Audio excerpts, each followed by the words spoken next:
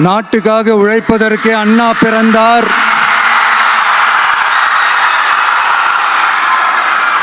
பொது நலத்தில் தானே நாள் முழுக்க கண்ணா இருந்தார்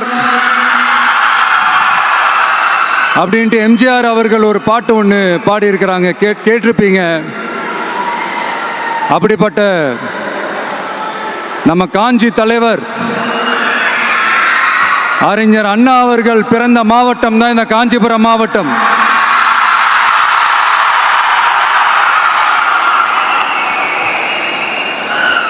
தன்னுடைய வழிகாட்டின்றதுனாலேயே தான் ஆரம்பிச்ச கட்சியினுடைய கொடியில அறிஞர் அண்ணா அவர்களை வச்சவர் எம்ஜிஆர். ஆனா அறிஞர் அண்ணா அவர்கள் ஆரம்பிச்ச அந்த கட்சியை அதுக்கப்புறம் கைப்பற்றினவங்க என்னெல்லாம் பண்றாங்கன்னு நான் சொல்லிதான் உங்களுக்கு தெரியணுமா என்ன? மக்களே, உங்களுக்கு தான் அது நல்லா தெரியுமே.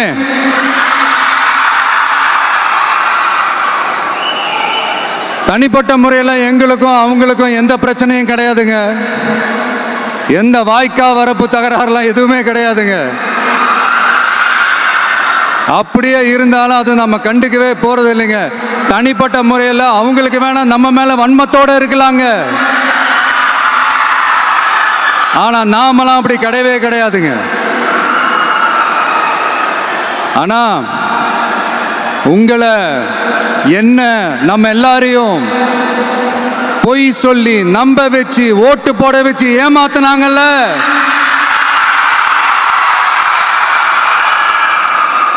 அப்படி ஏமாத்தி ஆட்சிக்கு வந்து நல்லது செய்யற மாதிரி நடிக்கிறாங்கல்ல, நாடகம் ஆடுறாங்கல்ல, அவங்கள எப்படி நம்ம கேள்வி கேட்காம இருக்க முடியும்? அதனால அவங்கள நம்ம கேள்வி கேட்காம விட போறதே இல்லை.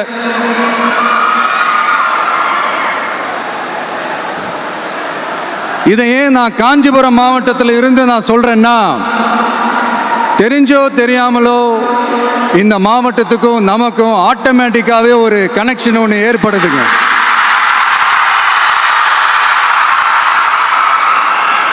ஏன்னா நம்மளுடைய முதல் கள பயணத்தை தொடங்கினதே பரந்தூர்ல இருந்து தான்.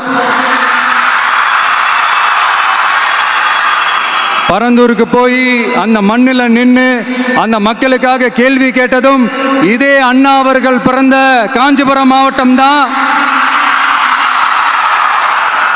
இன்னைக்கு ஒரு பெரிய மனவேதனைக்கு அப்புறம் இந்த மக்கள் சந்திப்பு நிகழ்ச்சிக்கு வந்திருக்கிறதும் அதே அண்ணா அவர்கள் பிறந்த காஞ்சிபுரம் மாவட்டம் தான்.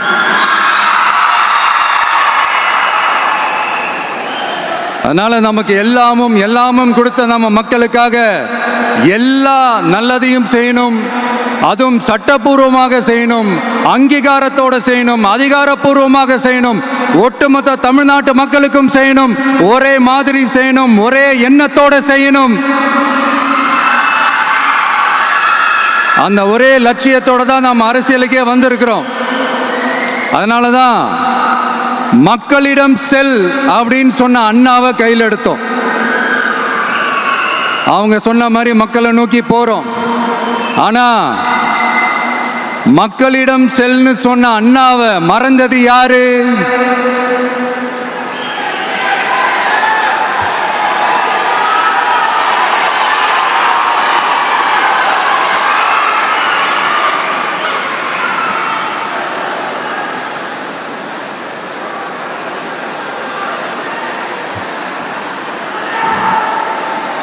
கொள்கையா? அதுனப்பா கிலோ என்ன விலை என்னன்னு கேட்குற அளவுக்கு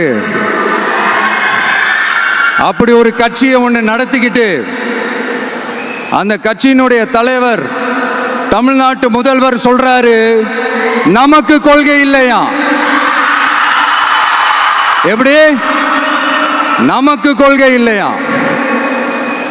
பிறப்புக்கும் எல்லா உயிருக்கும்னு ஒரு அடிப்படை கோட்பாட்டை நம்ம கட்சியினுடைய ஒரு முக்கிய கோட்பாட்டை அறிவிச்ச நமக்கு கொள்கை இல்லையா?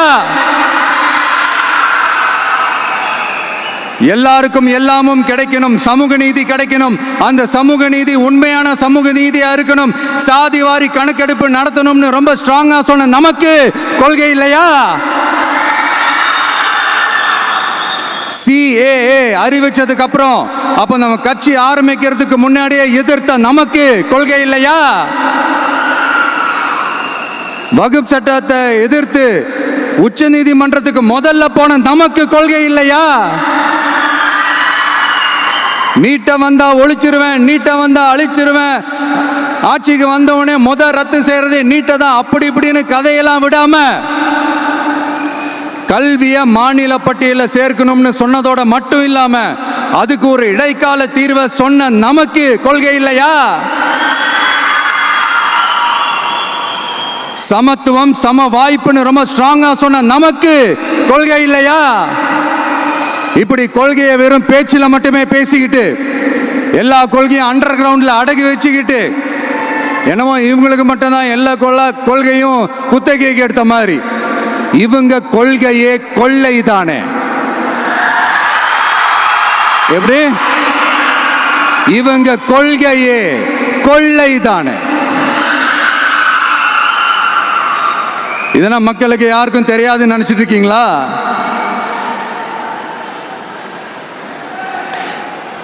எங்க கட்சி ஒன்றும் சங்கரமணம் இல்லைன்னு சொன்னது யாரு?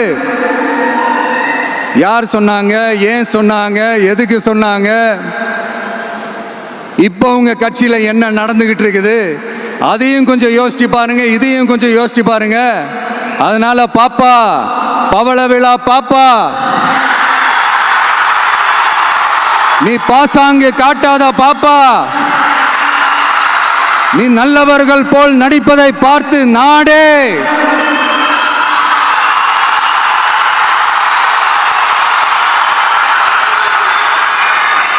பாப்பான்னு சொன்னோம். அப்ப கூட பாத்தீங்கன்னா பாப்பான்றது ரொம்ப ஆசையா பாசமா சாஃப்டா தான் சொன்னோம். அதையே நீங்க அதிர்ச்சியா எடுத்துக்கிட்டீங்கன்னா அதுக்கு நாங்க என்ன பண்றது? அதே நீங்க விமர்சனம்னு சொன்னீங்கன்னா நாங்க என்ன பண்றது? இன்னும் நாங்க விமர்சனம் செய்ய ஸ்டார்ட் பண்ணவே இல்லையே, இன்னும் நாங்க அடிக்க ஸ்டார்ட் பண்ணவே இல்லையே, அதுக்குள்ள அலர்னா எப்படி?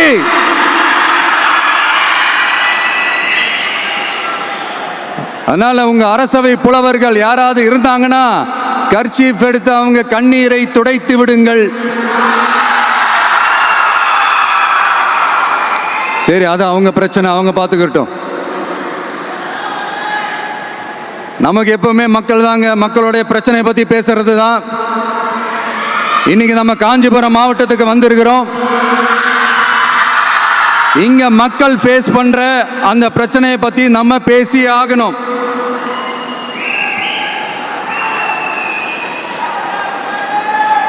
இந்த காஞ்சி மண்ணை வாழ வைக்கிற ஜீவ நதி பாலாறு, உயிர் நதி பாலாறு.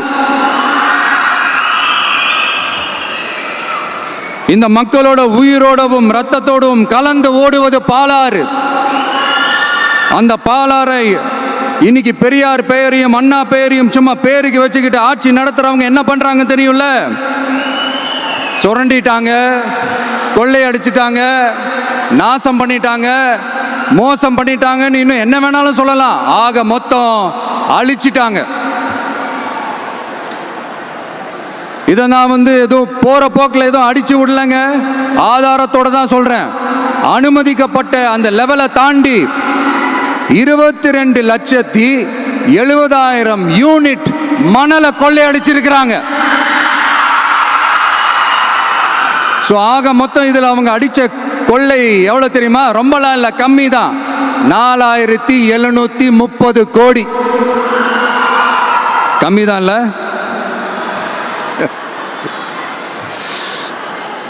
இதுக்கெல்லாம் அவங்க ஆதாரம்லாம் கேட்க முடியாது. ஏன்னா இந்த ஆதாரம்லாம் ஆல்ரெடி கோர்ட்ல இருக்குது, அமலாக்கத்துறை டிபார்ட்மெண்ட்ல இருக்குது. அந்த டிபார்ட்மெண்ட்ல வேலை செஞ்ச சில நல்லவர்கள் அவங்க அடிச்ச அந்த கொள்ளையெல்லாம் தாங்க முடியாம வெளியில சொன்ன அந்த ஆதாரங்கள் இதெல்லாம் சம்பந்தப்பட்டவங்களுக்கு இன்னும் நல்லாவே தெரியும். அதனால இது சம்பந்தமா ஆதாரங்களை கொடுலாம் அவங்க கேட்க முடியாது.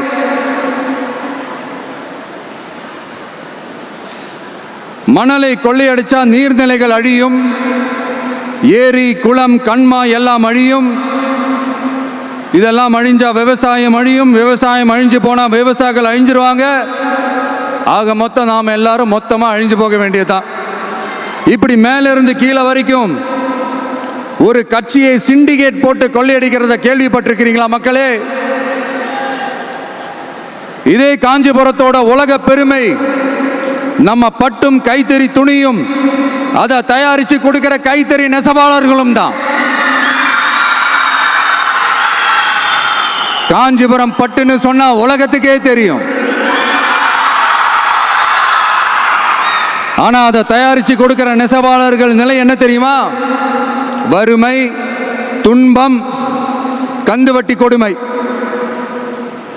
பட்டு கைத்தறிக்கு கூட்டுறவு சங்கங்கள் இருக்கு, பருத்தி கைத்தறிக்கும் கூட்டுறவு சங்கங்கள் இருக்கு. சுமார் 40,000 பேர் அதில் உறுப்பினர்களா இருக்கிறாங்க. அது போக சாய தொழில், தறிப்பட்டறை தொழில் இதை நம்பி 40,000 குடும்பங்கள் இருக்கு. ஆனா அவங்களோட ஒரு நாள் கூலி எவ்வளவு தெரியுமா? வெறும் 500 ரூபா தான். அதை கொஞ்சம் அதிகப்படுத்தி கொடுங்கன்னு போராடி போராடி பார்த்து ஒன்றும் நடக்கல. இதோட அவங்க கஷ்டம் முடிஞ்சுதா? வடகிழக்கு பருவமழை அந்த 500 ரூபா கூலிக்கு வேட்டு வச்சிடுச்சு. எப்படி விவசாயிகள் டெல்டா மாவட்டங்களில் மழையால பாதிக்கப்பட்டாங்களோ, அவங்கள கண்டுக்காம எப்படி இந்த அரசாங்கம் கைவிட்டுடுச்சோ, அதே மாதிரி தான் நம்ம கைத்தறி நெசவாளர்களும் மழையால பாதிக்கப்பட்டிருக்கிறாங்க. அடுத்து இந்த காஞ்சிபுரம் மாவட்டத்தோட பஸ் ஸ்டாண்டு 60 வருஷத்துக்கு முன்னாடி கட்டினதான். அண்ணா அவர்கள் ஆட்சிக்கு வந்தப்போ கட்டியிருப்பாங்க போல. அது இன்னும் புதுப்பிக்க கூட முடியாம கேட்டா என்ன சொல்லுவாங்க? அந்த லேண்ட் வந்து கேஸ்ல இருக்குது. இல்ல நான் கேட்கிறேன், ஒரு கவர்மெண்ட்னால வேற ஒரு நல்ல இடத்தை தேர்வு செஞ்சு ஒரு பஸ் ஸ்டாண்ட் கட்டித்தர முடியாதா?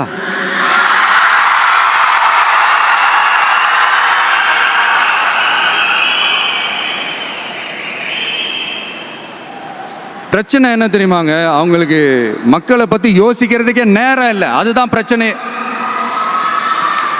அடுத்து பாலாஜாபாத் பக்கத்தில் அவலூர் ஏரி இருக்கு. அது பாலாற்றை விட உயரமா இருக்கு.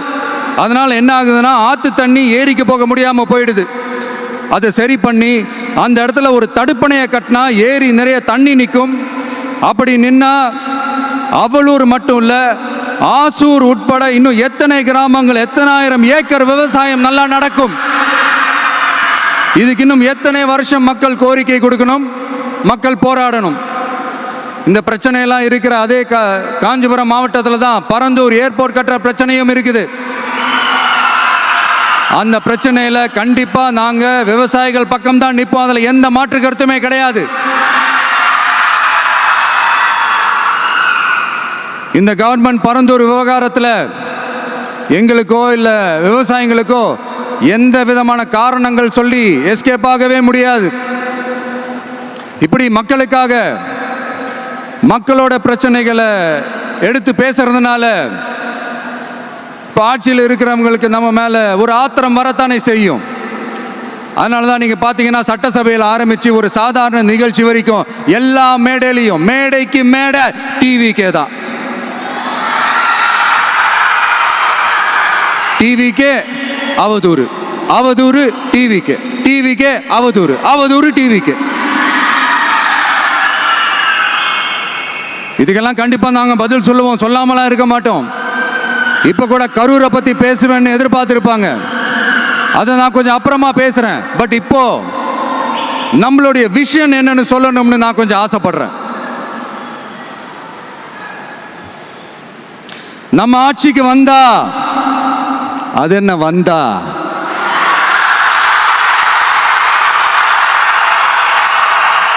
வருவோம். மக்கள் கண்டிப்பா நம்மளை வர வைப்பாங்க. மக்களுக்கான ஆட்சியை மக்களே விரும்பி வர வைக்கத்தானே செய்வாங்க. அப்படி மக்களால் அமைக்கப்பட போற நம் ஆட்சியில் நம்ம என்ன செய்ய போறோன்றது அதுக்கான அந்த தேர்தல் அறிக்கையில் அதுக்கான விளக்கத்தை டெஃபினட்டாக கொடுப்போம். பட் அதுக்கு முன்னாடி ஒரு சின்னதாக லைட்டாக நான் கொஞ்சம் அதை சொல்லணும்னு ஆசைப்படுறேன். எல்லாருக்கும் நிரந்தரமான வீடு இருக்கணும்.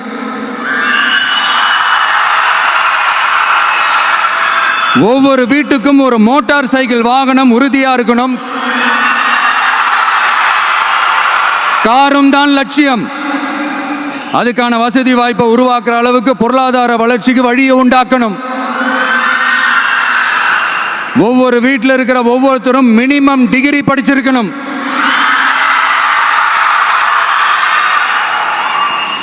ஒவ்வொரு வீட்லையும் குறைந்தபட்சம் ஒருத்தருக்கு நிரந்தர வருமானம் கிடைக்கணும்.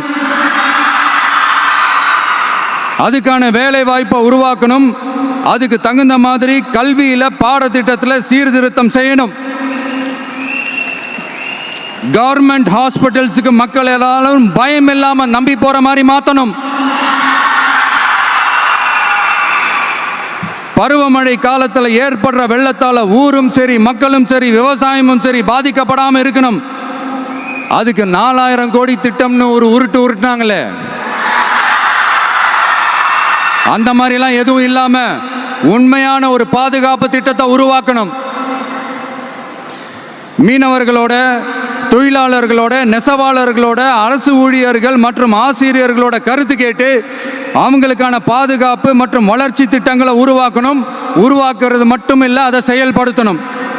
முக்கியமாக இண்டஸ்ட்ரியல் டெவலப்மெண்ட்ஸில் கான்சென்ட்ரேட் பண்ணணும். எல்லாத்தையும் விட ரொம்ப ரொம்ப முக்கியம், சட்டம் ஒழுங்க ரொம்ப ஸ்ட்ரிக்டாக வச்சிருக்கணும். நம்மளுடைய அம்மா, அக்கா, தங்கச்சிகள், அவங்களுடைய பிள்ளைகள், குழந்தைகள் எல்லாருக்கும் பாதுகாப்பை, அதுவும் உண்மையான ஸ்ட்ராங்கான பவர்ஃபுல்லான பாதுகாப்பை உண்டாக்கணும். அண்ணா யூனிவர்சிட்டியில் நடந்த அந்த பெண்ணுக்கு நடந்த அந்த பிரச்சனை மாதிரியோ, இல்ல கோவையில் நடந்த அந்த கல்லூரி பெண்ணுக்கு நடந்த பிரச்சனை மாதிரியோ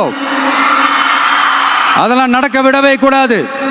நம்ம வீட்டு பெண்கள் ஸ்ட்ராங்கா, பயமே இல்லாம தைரியமா இருக்கணும்.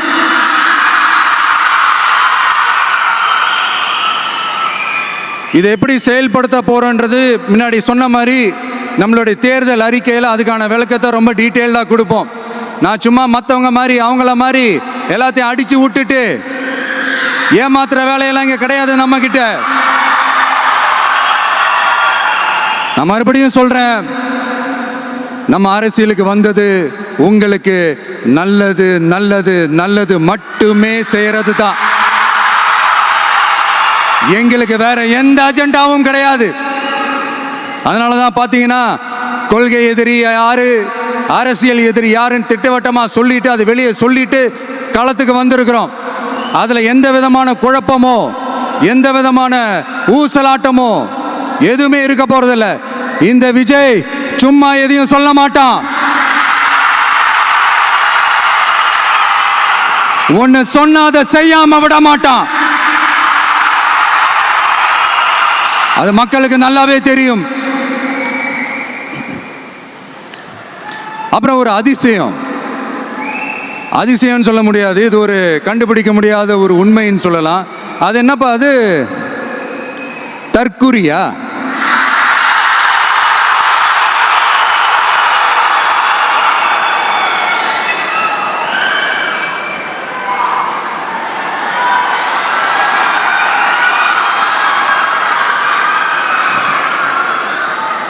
நம்ம டிவிகேக்கு சப்போர்ட் பண்ற கோடிக்கணக்கான லட்சக்கணக்கான மக்கள், நம்மளுடைய நண்பிகள், நம்மளுடைய ஜென்சி கிட்ஸ் எல்லாரையும் தற்குறிகள்னு சொல்லி வாங்கி கட்டிக்கிட்டு இப்போ அவங்களாம் தற்குறியெல்லாம் கிடையாது, அப்படிலாம் அவங்கள கூப்பிடாதீங்க. அவங்க சங்கிகள்லாம் கிடையாது, அப்படிலாம் அவங்கள கூப்பிடாதீங்கன்னு சொல்லி ஒரு குரல். யாருடா அந்த குரல் அப்படின்னு பார்த்தா, இப்போ ரீசண்டா அறிவு திருவிழான்னு ஒன்று நடத்தினாங்கல்ல, சாரி அவதூறு திருவிழா. அதில் அவங்க தலைமையே குழப்புற மாதிரி, அறிவு கண்ணை திறந்து வைக்கிற மாதிரி ஒருத்தர் பேசியிருக்கிறார். அவர் யாருன்னா அது அவங்களோட எம்எல்ஏவே.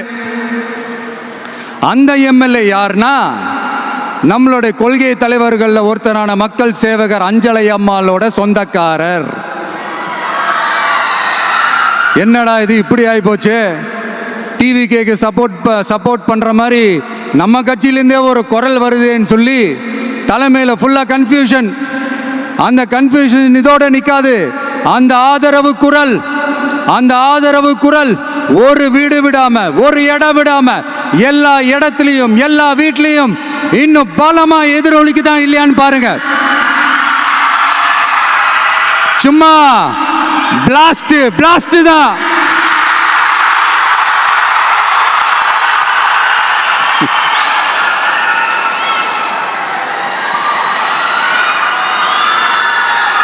இது இன்னைக்கு நேற்றுலாம் நடக்கலைங்க. 1972 நடந்து முடிஞ்சிருச்சு. எப்போ எம்ஜிஆர் அவர்கள் கட்சி ஆரம்பிச்சாங்களோ அப்பவே அது ஒரு கூத்தாடி கட்சி. எப்போ எம்ஜிஆர் அவர்களுக்கு பின்னாடி அத்தனை மக்கள் திரண்டு நின்னாங்களோ அப்பவே அது ஒரு கூத்தாடி கும்பல். நடிகர் கட்சின்னு சொன்ன ஒருத்தர் அதுக்கப்புறம் எம்ஜிஆர் கூடயே போய் சேர்ந்துட்டாரு. இன்னொருத்தர் இவரெல்லாம் ஒரு ரவுண்டு தாங்க வருவார், ரெண்டாவது ரவுண்ட்லாம் காணாமல் போயிடுவார்னு சொல்ல இன்னொருத்தர் அதுக்கப்புறம் போய் எம்ஜிஆர் கிட்டே போய் சேர்ந்துட்டார். ஸோ இந்த மாதிரி இவங்க 2 பேர் மட்டும் இல்லை, ஒட்டுமொத்த தமிழ்நாட்டு மக்களும் எம்ஜிஆர் அவர்கள் கூட தானே போய் சேர்ந்தாங்க.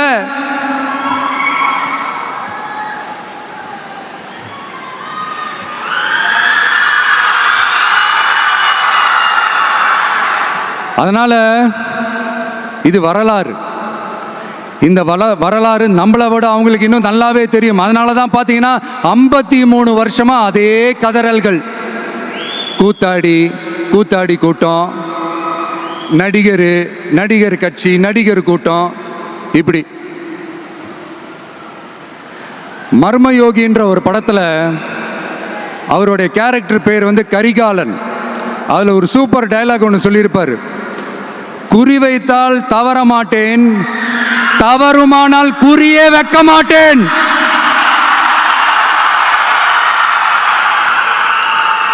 இதெல்லாம் யாருக்கு சொல்றோம், எதுக்கு சொல்றோம்னு புரிய வேண்டியவங்களுக்கு புரிஞ்சா நல்லா இருக்கும். ஏண்டா இந்த விஜய தொட்டோம்,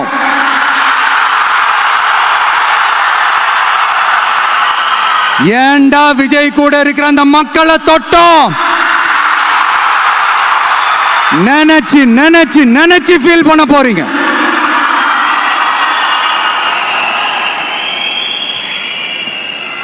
அப்புறம் நமக்கு இந்த அரசியல் புரிதல்லாம் இல்லை, அது இல்லை, இது இல்லை. அப்புறம் நான் கேட்குறேன், மக்கள் எல்லாரும் உங்களுக்கு தற்குறிகளா?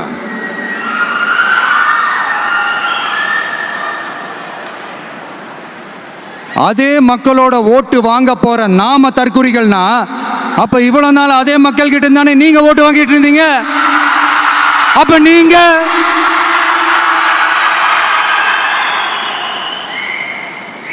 அந்த மக்களுக்கு நீங்க காட்டுற மரியாதையும் நன்றியும் இதுதானா?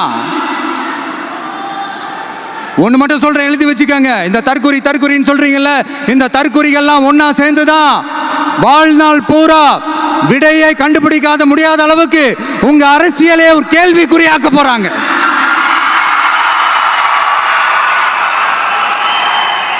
இவங்கெல்லாம் யாரும் இங்க தற்குறிகள்லாம் கிடையாது. இவங்க எல்லாரும் தமிழ்நாட்டு அரசியலோட ஆச்சரியக்குறி. இவங்க எல்லாரும் தமிழ்நாட்டு அரசியலோட அந்த மாற்றத்திற்கான அறிகுறி. சும்மா லாஜிக்கே இல்லாம தற்குறி.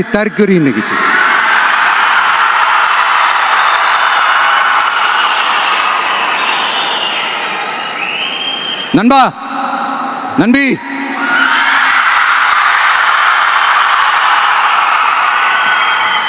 எல்லா மேடையிலும் ரிப்பீட்டடா ஒரு விஷயம் நான் சொல்லுவேன்ல, இப்ப நீங்க சொல்லுங்க. ஒண்ணு, இன்னொன்னு ரிப்பீட். ஒண்ணு. இன்னொன்னு, இந்த போட்டி எப்படி இருக்க போகுதுன்னா, மக்களோட மக்களா நிக்கிற நமக்காக மக்களே டிசைட் பண்ணி போறாங்க. My dear sir, my dear uncle,